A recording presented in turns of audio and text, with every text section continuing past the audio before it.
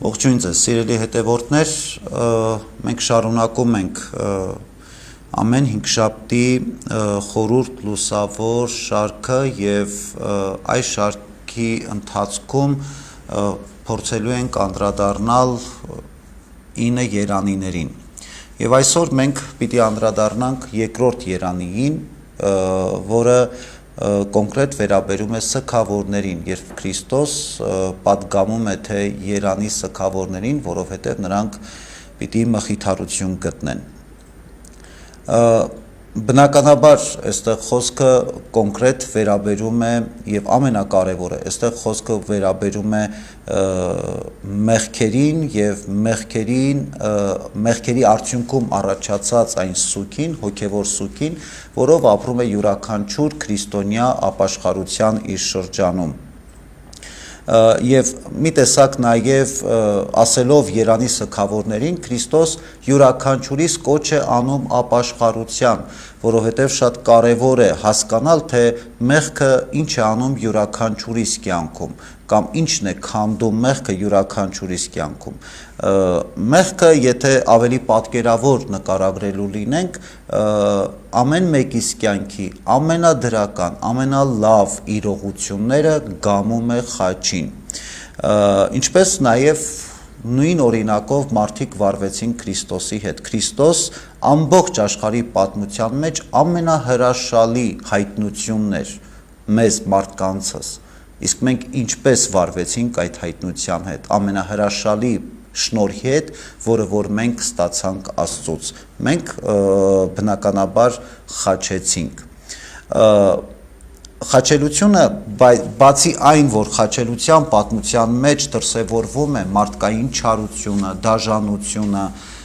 որովհետև կարելի է պատկերացնել, որ Աստված այդքան բարի գտնվեց յուրաքանչյուրիս հանդեպ, Աստված, որ անմնացորդ կերպով սիրում է յուրաքանչյուրիս ու դրան հակառակ մարդիկ ինչպես վարվեցին Քրիստոսի հետ։ Ուրեմն Քրիստոս իր խաչելությամբ կամ խաչելության խորհուրդը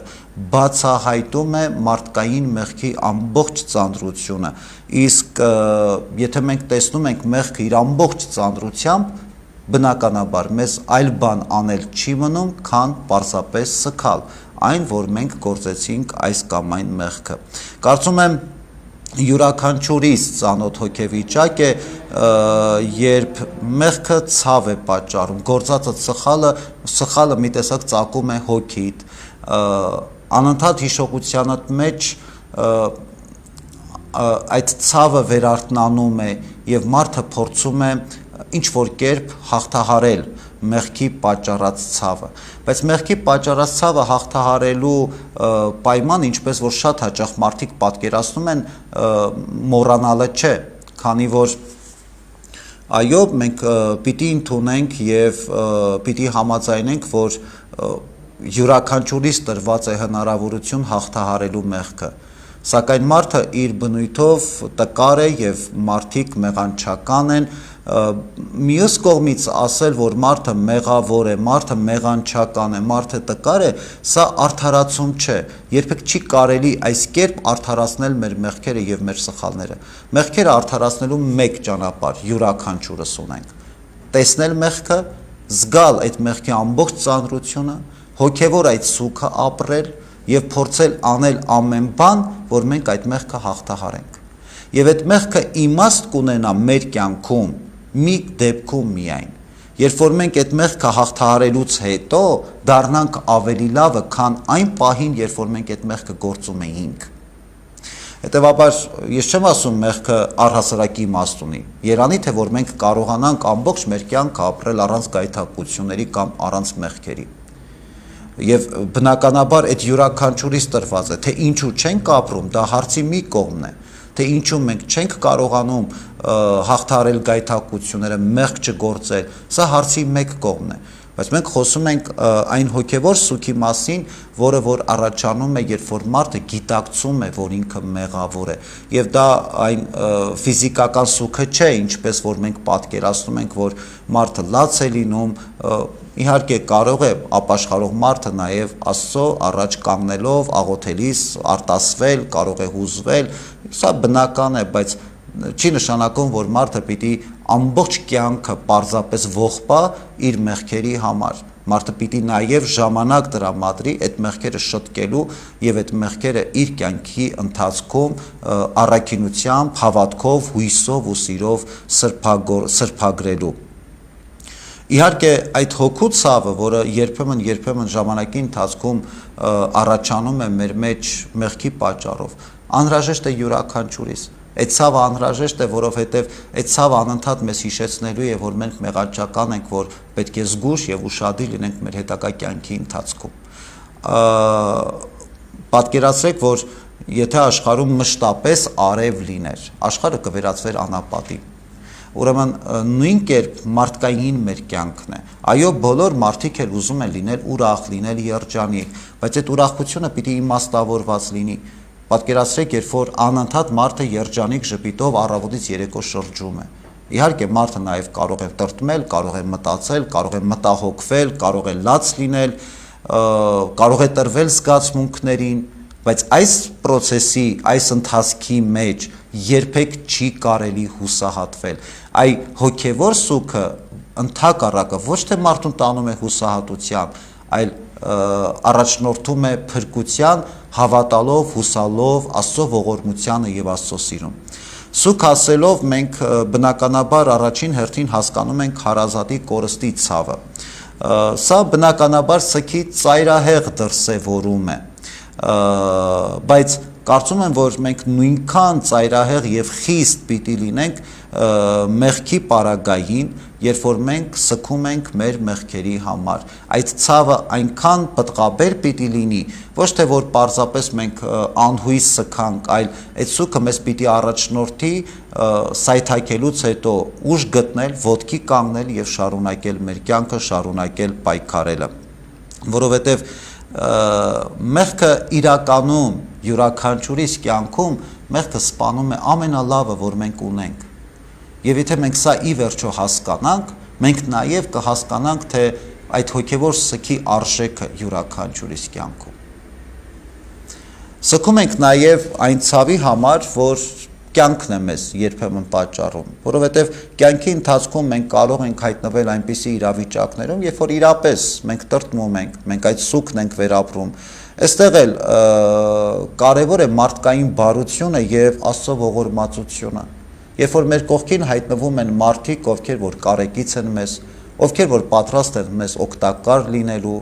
երբ որ մենք գիտակցում ենք, որ ամեն դեպքում Աստված սեր է եւ Աստված ողորմած է, եւ մարդկային այդ բարության, կարեկցանքի, Աստվածային ողորմության վրա հույս դնելով մենք կարողանում ենք մխիթարվել եւ հաղթահարել սուգը։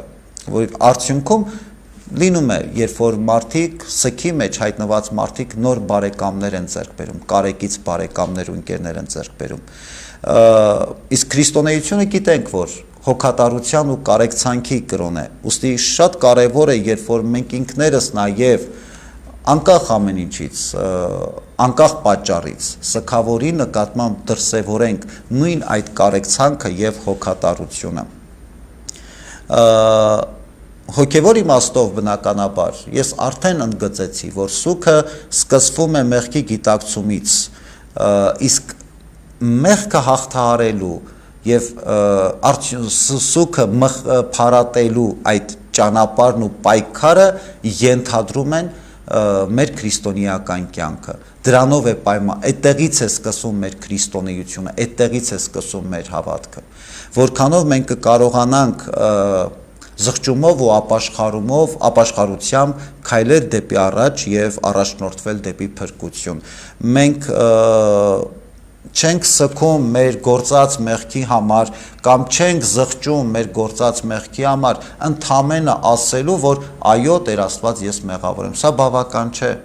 Պետք է կարողանալ զղջումով անել ամեն բան, որ այդ մեղքը, որի համար մենք սգում ենք, մեր կյանքում չկրկնվի։ Այս դեպքում հույսը եւ մխիթարությունը աստվածային կիմաստավորվեն եւ պիտի արժևորեն։ Գիտեք, մեծ հաշվով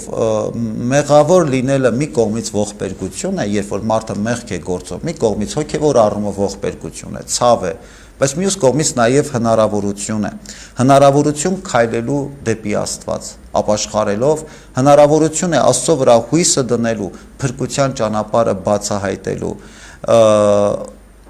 իսկ մեղքից ազատվել չի նշանակում առհասարակ մոռանալ գործած մեղքը, առհասարակ մեղքի զգացում չունենալ, քանի որ մեղքերը ներվում են, սակայն մենք չենք կարող եւ հնարավոր էլ չէ հիշողությունից ջնջվի փաստը, որ մենք այսինչ կամ այնինչ մեղքը գործել ենք։ Շատ հաճախ մարդիկ մեզ հարցնում են ասելով, որ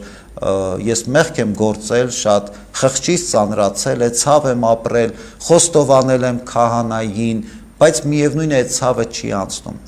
Գիտեք, եթե մենք պատկերացնում ենք, որ այդ ցավը պիտի անցնի խոստովանությամբ, մենք սխալվում ենք։ Խոստովանությունը մեզ տալիս է հնարավորություն այդ մեղքը շտկելու, բայց հիշողությունը, որ մենք այսպիսի մեղք ենք գործել, մենք երբեք չենք կարող դա ջնջել, եւ բնականաբար այդ հիշողությունը մեր գործած մեղքի, մեր գործած սխալի, որի համար որ մենք ամաչում ենք, գուցե մեր ամբողջ կյանքի ընթացքում մեզ պիտի առաջնորդի եւ կարծում եմ անհրաժեշտ է, որ այդպես լինի, քանի որ այս դեպքում մենք անընդհատ կհիշենք մեր մեղավոր, որ մենք հակված ենք այսպիսի կամ այնպիսի մեղք գործել եւ կյանքի ընթացքում առավել ուշադիր լինել, որ եթե հանկարծ նորից կրկին նույն գայթակղությանը հանդիպենք, ավելի ուժեղ եւ ավելի սթափ լինենք։ Իհարկե բնական է, որ մեղքը անարդարություն է։ Առհասարակ մեղքը մեր կյանքի ամենաանարդար պատմություն է երբևէ, որ մենք կարող ենք մատնացույց անել։ Եվ այդ անարդարությունից ծնվում են բազմաթիվ այլ անարդարություններ, որոնք մեր կյանքի ընթացքում տալիս են մեզ հնարավորություն դրանք հաղթահարելով ավելի կոփվելու, հավատքի մեջ ավելի ամրանալու։ Ես չեմ ուզում ասել, որ հավատքի մեջ ամրանալու կարևոր պայմանը մեղք գործելն է։ Հավատքի մեջ ամրանալու կարևոր պայմանը Աստծուն վստահելն է եւ աստվածային պատգամներով ապրելն է։ Բայց եթե մարդը ընկել է գայթակղության մեջ եւ մարդը մեղք է գործել, կարող է հուսահատությամբ կոտրվել եւ կյանքում ոչնչի չհասնել եւ կարող է ավելի գոտեպնդված, ավելի զորացած հավատքով հաղթահարել մեղքը եւ շատ ավելիին հոգեվոր կյանքում շատ ավելիին հասնել։ Գիտեք, մի կողմից մեղքը անարդար է, անարդար երևույթ է, անարդար է յուրաքանչյուրից գործած մեղքը Աստծո հանդեպ, սա հասկանալի է, բայց նաեւ անարդար է Աստծո շնորհը, որովհետեւ այդ շնորհը տրվում է մեզ, որին որ մենք անարժան ենք, սա էլ է անարդար, բայց մենք այս անարդարությունից չենք բողոքում, ընդհակառակը մենք անընդհատ ակնկալում ենք Աստծո շնորհը, Աստծո սերը, Աստծո ողորմությունը յուրաքանչյուրիս կյանքում առատ լինի, թեև մենք դրան արժանի չենք, որտեվ ստացվում է այսպես, մենք մեղք ենք գործում, Աստված էլ անընդհատ մեզ ներում է, սա արդար չէ, եւ եթե մենք այս անարդարությունը տեսնում ենք, պիտի կարողանանք հնարավորինս մեր կյանքը ապրել այնպես, որ ժամանակի ընթացքում հաղթահարենք գայթակղությունները։ Աստված դրա համար չէ, որ ամբողջ մեր կյանքի ընթացքում մեր մեղքերը ների։ Աստված մեզ փրկություն է պարգևում, իր սերն ու իր ողորմածությունն է պարգևում, բայց այդ ամենից առավել կարևոր է երկնքի արքայությունը, ինչ Աստված պատրաստ է տալ յուրաքանչյուրիս։ Բայց ուզենք թե չուզենք, որ լինենք մեղավորության գիտակցումը, մյուս կողմից Աստծո շնորհը, Աստծո ողորմածությունը, սա մարդ եւ Աստված հարաբերության ամենակարևոր բաղկացուցիչն է։ Պատկերացրեք նաեւ ծնող երեխա հարաբերության մեջ, եթե չլիներ ծնողի կողմից այդ շնորհը, ծնողի եւ իր եզավակի հարաբերությունները ինչ որակի պիտի հասնեին, չէր կարող պարզապես մեխանիկական օրենքներով կամ քարացած ստանդարտներով հարաբերություններ երբեք չեն ձևավորվում։ Նույնն էլ մարդ եւ Աստված հարաբերության մեջ։ Մի կողմից մենք ուզում ենք ներվել, մենք ուզում ենք, որ Աստված մեզ ների, բայց երբ որ անցնում ենք ապաշխարության շրջանը, ստանում ենք թողություն,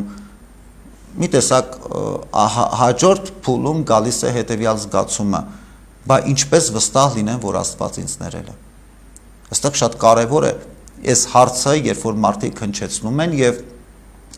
որպեսզի հոգեպես ավելի խաղաղ լինեն, ուզում են վստահ լինել, որ Աստված իրենց ներել է։ Եվ շատ հաճախ մարդկանց մեջ մենք տեսնում ենք այսպիսի տրամադրություն, որ այ եթե ես մեղք գործեմ ու Աստված ինձ պատժեր, այդ ժամանակ ես ավելի վստահ կլինեի, որ Աստված ինձ ներել է։ Սա այլ ծայրահեղություն է իրականում։ Մեկ ծայրահեղություն է այն, երբ որ մարդուն ասում ես, որ եթե քո զղջումը, ապաշխարությունը անկեղծ է ու դու այդ մեղքը այլևս չես կրկնում, ուրեմն վստահ եղի, որ Աստված քեզ ներել է։ Բայց շատ հաճախ մարդիկ ինչ-որ նշան են ակնկալում, ինչ-որ երկնքից ձայն են ակնկալում, որ վստահ լինեն, որ Աստված իրենց ներել է։ Սա եւ անընդհատ մարդիկ կուրս են ծեծում ասելով, թե ես ինչ չեմ ներում։ Սա մի ծայրահեղություն է։ Մյուս ծայրահեղությունը, երբ որ մարդիկ մտածում են, որ պատիժը այն հիմքն է, որով որ այն պատիժը այն միջոցն է, որով մարդը հասկանում է կամ վստահ է լինում, որ ինքը ներվել է։ Գիտեք, երբևէ պատիժը մարդուն լավը չի դարձնում։ Եթե մենք մեղք ենք գործել ու դրա համար պետքա պատժվել, այդ պատժից մենք ավելի լավը չենք դառնում։ Թեև շատ հաճախ մարդիկ այդպես էլ մտածում են, մեղք գործեցին, հետո իրենց կյանքում փորձություններ է լինում, ասում են, ահա Աստված մեզ պատժ է։ Աստված ոչ մեկին չի պատժում։ Առավել եւս Աստված երեխային չի պատժում իր ծնողի գործած մեղքի համար, ինչպես որ շատ հաճախ մարդիկ այդպես մտածում են։ Գիտեք, պատիժը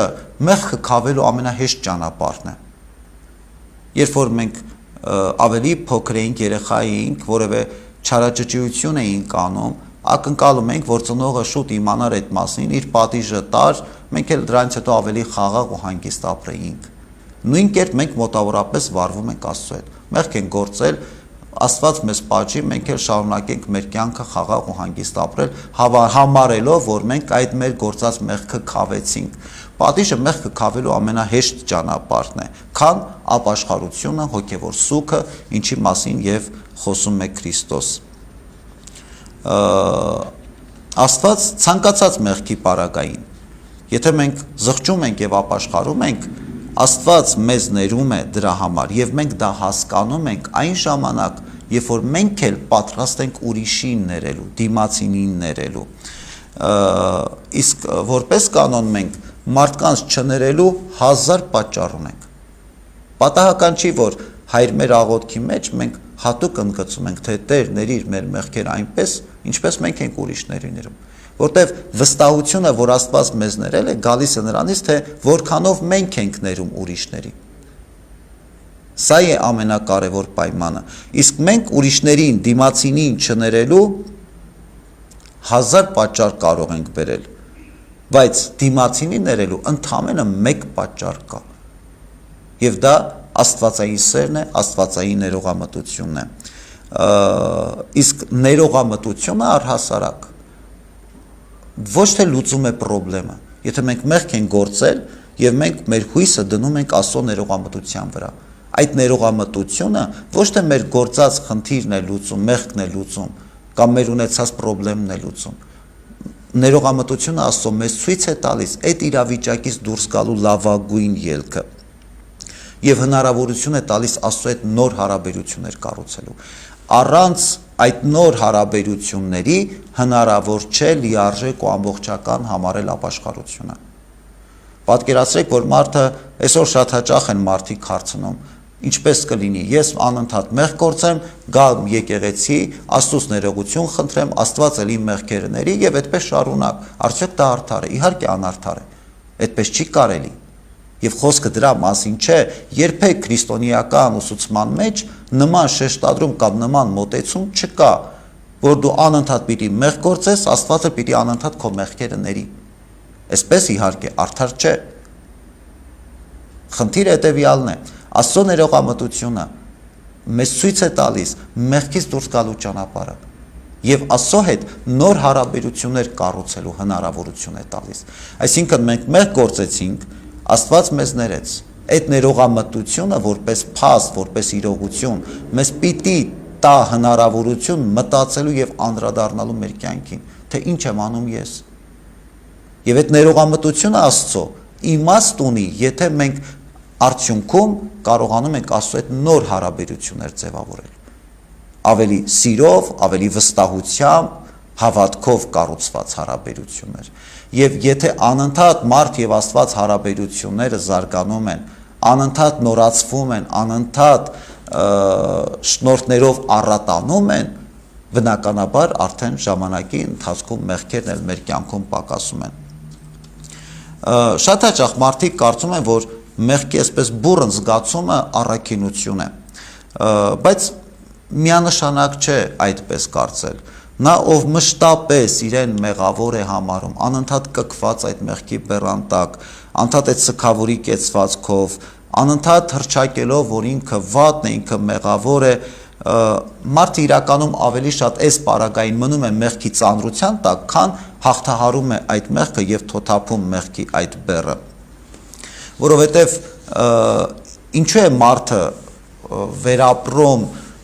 մեղքի զգացումը եւ որոշում պատժել ինքն իրեն կամ ակնկալում, որ պատիժը լավագույն միջոցն է նման իրավիճակից դուրս գալու։ Սա ամենասխալ մոտեցումն է։ Օրինակ, եթե ծնողը պատժում է իր երեխային վատ արարքի համար, երեխան դրանից ավելի լավը չի դառնում։ Երեխան հասկանում է, որ այդ բանը չպիտի անի, այդ չարությունը պիտի չանի, բայց թե ինչ պիտի անի, շատ հաճախ երեխան չգիտի։ Ուրեմն շատ կարևոր է, որ մենք սովորեցնենք, թե ինչ պիտի անի երեխան։ Նույն կերպով Աստված մեզ սովորեցնում է ինչ անել եւ ոչ թե ինչ չանել։ Բայց մենք ավելի շատ մտածում ենք ոչինչ չանել կամ առաքինի կյանքով չապրել, մեղ գործել, միևնույն է Աստված մեզ անընդհատ կների։ Հետևաբար, եթե մարդը ուզում է ավելի լավը դառնալ,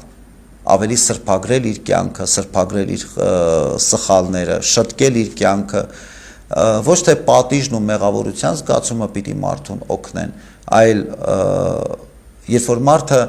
գիտակցում է, թե ինչ ինքը պիտի անի, երբ որ մարդը ճանաչում է Աստծո կամքը եւ այդ հոգեվոր սուքը մարդուն առաջնորդում է նոր հարաբերություններ ձևավորել Աստծո հետ։ Կարևոր է նաեւ հասկանալ, որ յուրաքանչյուրս պատասխանատվություն են կրում մեր արարքների համար, յուրաքանչյուրս պատասխանատվություն են կրում մեր սխալների համար, գիտակցելով, որ բոլորս էլ Աստծո առաջ մեղավոր ենք, բայց մեղավորության գիտակցումը մեզ ավելի լավը չի դարձնում, այլ մեզ տրված հնարավորությունը, որքանով մենք ճիշտ ենք օգտագործում, սա է տալիս մեզ հնարավորություն ավելի առաջ գնալու եւ հոգեվոր կյանքում առավել զորանալու։ Հետևաբար, եթե առհասարակ 9 երանիները մեկը մյուսի հետ փոխկապակցված են եւ մեկը բխում են մյուսից, ընթացքում կարծում եմ դուք ինքներդ էլ կհամոզվեք, որովհետեւ տեսեք, եթե մարդը առաջին երանին հիշում եք, երանի հոգով աղքատներին, եթե մարդը գիտակցում է իր հոգու աղքատությունը, մարդուն ոչինչ չի մնում անել, քան միայն սգալ։ Բայց նորից եմ ասում, այդ սուքը հուսահատության չի տանում մարդուն, եւ այդ սուքը չպիտի տանի մարդուն հուսահատության։ Խոսքը ամբողջ կյանքի ընթացքում այդ մեղքի բեռանտակ լաց լինելը չէ։ Այդ սուքը տալիս է մեզ հնարավորություն գիտակցելու, տեսնելու մեղքի ամբողջ ծանրությունը, հասկանալու, թե մեղքը ինչքան լավ բան կա մեր կյանքում մեզանից խլեց եւ ինչ պիտի անենք, որ դա վերականգնենք։ Իսկ դա վերականգնելու համար մեզ պետք է հավատք, հույս, սեր, Աստծո նկատմամբ ունեցած վստահություն։ Եվ այս ճանապարհին է, որ մենք կարողանում ենք Աստծո հետ նոր հարաբերություններ կառուցել, ինչը մեզ տալիս է հնարավորություն ոչ միայն աստվածային շնորհներով զորանալու, այլ նաև մեր կյանքը ապրելու կարելիներով եւ ոչ թե չի կարելիներով։ Այսքանը երկրորդ երանի մասին եւ եթե թույլ կտաք, այս ընթացքում նաև մեզ ուղղած հարցերին անդրադառնանք։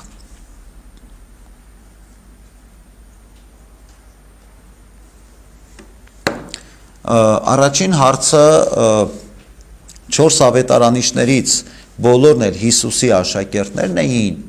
Եթե ընդհանուր պատասխանենք, այո, բայց եթե խոսքը առաքյալների մասին է,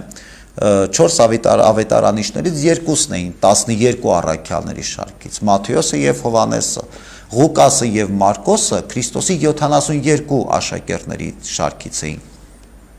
Ինչպես գիտեք, Քրիստոս ուներ 12 առաքյալներ, աշակերտներ, որոնք հետո կոչվեցին առաքյալներ, որոնք հայտնի են մեզ յուրաքանչյուրիս,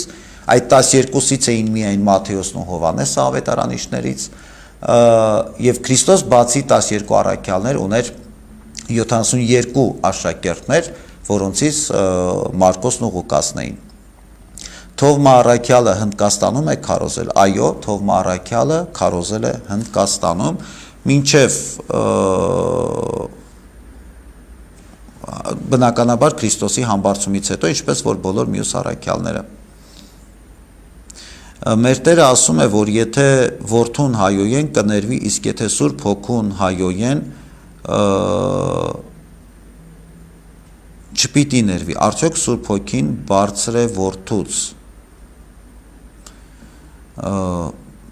Խնդիրը այստեղ բարձր ու ցածրի մասին չէ, խնդիրը հետևյալն է, նախ Քրիստոս չի ասում Աստծո որդուն, Քրիստոսը ինձ, իրեն նկատի ունի, իսկ մարդիկ այդ ժամանակ Քրիստոսի երկրային կյանքի տարիների ընթացքում Քրիստոսի մեջ Մեսիային չէին տեսնում եւ չէին հավատում, որ Քրիստոս Աստված է, հետեւաբար եթե հայոյանք կամ անարգանք հնչեր Քրիստոսի հանդեպ, այդքան էլ խիստ չէր պատիժը, որտեվ մարդիկ չէին ճանաչում։ Այո, դա վատ է, այո, դա սխալ է։ Ուրիշ բան է, երբ որ դու գիտես, որ Քրիստոս Աստված է եւ անարգում ես, սա մեկ բան է, ուրիշ բան է, երբ որ դու չգիտես եւ անարգում ես, սա մեկ այլ բան է։ Թեև երկու դեպքում էլ անընդունելի է եւ սխալ է, բայց մի դեպքում շատ ավելի ծանր է քո մեղքը, եթե դու գիտես ու դա անում ես։ Քրիստոս հենց սա նկատի ուներ։ Ինչի Քրիստոս այսպիսի պատգամ տվեց,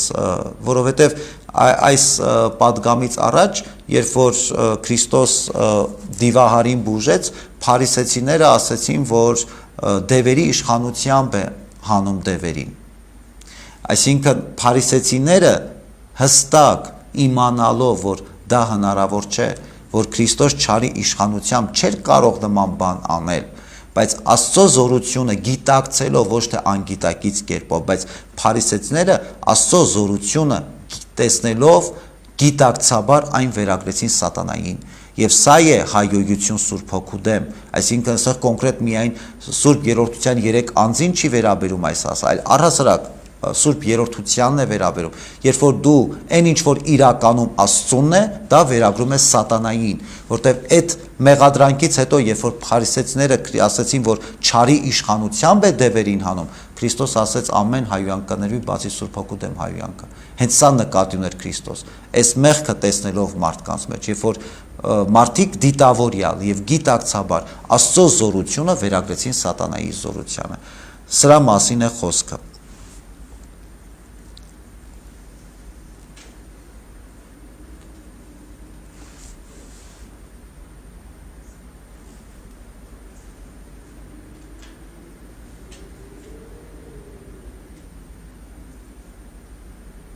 Հաջորդ հարցը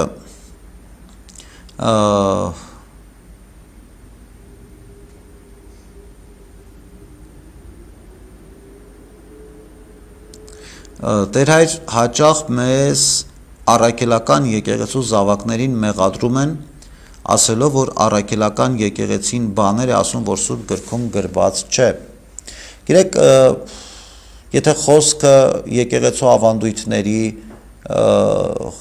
ավանդույթների մասին է, ուրեմն մենք սրան գուցե եւ առանձին եթերով ավելի մանրամասն կանդրադառնանք, բայց փորձեմ համառոտ եւ ավելի պարզ միտքս ձևակերպել։ Տեսեք, կա եկեղեցական սրբազան ավանդույթ, ինչի մասին Պողոս առաքյալը Նոր Կտակարանում հստակորեն պատգամում է, թե սուրբ պահեք սրբազան ավանդույթը, այնինչ որ ձեզ փոխանցվեց կամ ավանդվեց խոսքով եւ գրավոր։ Եկեղեցու սրբազան ավանդույթից ծնվեց ավետարանը, Սուրբ Գիրքը առհասարակ։ Տեսեք, երբ որ Քրիստոս համբարձվեց երկինք, մարդիկ մտածում էին, թե երկրորդ գալուստը շատ ավելի շուտ է լինելու, եւ մինչեւ մեր թվարկության 70 թվականները մոտավորապես որևէ Սուրբ Գիրք, որևէ ավետարան չգրվեց գրավոր։ Ամբողջ ավետարանների բովանդակությունը Քրիստոսի երկրային կյանքի տարիների փոխանցվում էր մարդկանց բերնեբերան, բանավոր կերպով։ Մարդիկ կարիք չէին տեսնում գրի առնելու, մտածելով, որ ուր է Քրիստոսի երկրորդ գալուստն է տեղի ունենալ։ Իսկ շուտ 40 տարի Քրիստոսի եկեղեցին ապրեց առանց ավետարանի։ Հետո տեսնելով, որ երկրորդ գալուստը շատ ավելի ուշանում է, եւ հնարավոր է, որ բոլոր այս պատմությունները, ավանդույթները մոռացվեն ժամանակի ընթացքում, նոր գրի առնվեցին ավետարանները։ Եվ հետո կազմվեց Սուրբ Գիրքը, կազմվեց նոր կտակարան իր բոլոր կանոններով եկեղեցու կողմից։ Այսինքն եկեղեցին կրողն էր այդ ավանդույթի, իսկ այդ ավանդույթի մեջ Քրիստոսի երկրային կյանքի տարիներն էին եւ ամբողջ վարդապետությունը Քրիստոսի, որոնցից մի մասը վերցրեցին գրի առան, ավետարաններ դարձան եւ ի վերջո ձևավորվեց նոր կտակարանը։ Հիմա աղանդավորները, երբ որ ասում են մենք չենք ընդունում ավանդույթը, մենք ընդունում ենք միայն Սուրբ Գիրքը, սա ամենամեծ կեղծիքն է եւ ամենամեծ աղանդավորության ամենամեծ դրսևորումը, բայց ինչպես է երևում, որ դիմացին աղանդ է, եթե ոչ այս կերպ։ Այսինքն եկեղեցու ավանդույթը մերժում են, ինչի, որտեղ դա իրաց ձեռնտու չէ, որովհետեւ եկեղեցու ավանդույթում շատ իր ճշմարտություններ կան, որ իրենց դեմ է խոսում։ Եվ եթե իրենք ընդունեն եկեղեցու ավանդույթը, ուրեմն իրենք աներիք չունեն հոգևոր դաշտում առհասարակ։ Իսկ դա չեն կարող մարդկանց խաբել, ինչը որ անում են իրականում։ Այնտեղ խորհուրդներն են, խաչակնքման խորհուրդն է, խաչ կրել չկրելու հարցն է, սրբերի բարեխոսությունն է, ննջեցյալների համար աղոթքն է եւ այլն եւ այլն եւ այլն։ Բազմաթիվ նման ավանդույթներ, որոնք մեր եկեղեցում պահպանվել են առաքելական շրջանից, մեծ մասը։ Հետևաբար, եթե մենք ասում ենք, որ ես ընդունում եմ եկեղեցին եւ մերժում եմ կներեք, եթե ես ընդունում եմ Սուրբ Գիրքը եւ մերժում եմ ավանդույթը, ուրեմն նաեւ խորքում ես մերժում եմ Սուրբ Գիրքը, որովհետեւ Սուրբ Գիրքը եկեղեցական ավանդույթի մի մասն է, եկեղեցական ավանդույթից է ծնվել ու չենք կարող ընդունել Սուրբ Գիրքը, չընդունել ավանդույթը, որից ծնվել է Սուրբ Գիրքը։ Կարծում եմ շատ պարզ է այս իրողությունը եւ պարզապես այստեղ հարց է թե որքանով մարդիկ ուզում են ընդունել այս ճշմարտությունը կամ ոչ, որքանով մարդկանց բանականությունը, տրամաբանությունը աշխատում է անդրադառնալու այս հարցին։ Սուրբ գրքում այո շատ բաներ գրված չեն, ինչը որ մենք եկեղեցական հոգևոր մեր կյանքում անում ենք, եւ խոսքը այդ ավանդույթների մասին է, ինչպես մոմավառությունը, ինչպես խաչակնքումը, ինչպես առհասարակ շատ ու շատ բարեպաշտական սովորություններ, բայց ասել, որ եթե Սուրբ գրքում շատ բաներ գրված չեն, ինչը եւ անում են աղանդավորները։ Հետևաբար շատ կարևոր է, երբ որ մենք այս պարզ ճշմարտությունը ընդունում ենք եւ հասկանում ենք։ Սուրբ Գիրքը եկեղեցու ծոցից է դուրս եկել, եկեղեցու ավանդույթից է դուրս եկել, եւ չենք կարող չընդունել Սուրբ Գիրքը եւ չեն կարող ընդունել Սուրբ Գիրքը մերժելով ավանդույթը։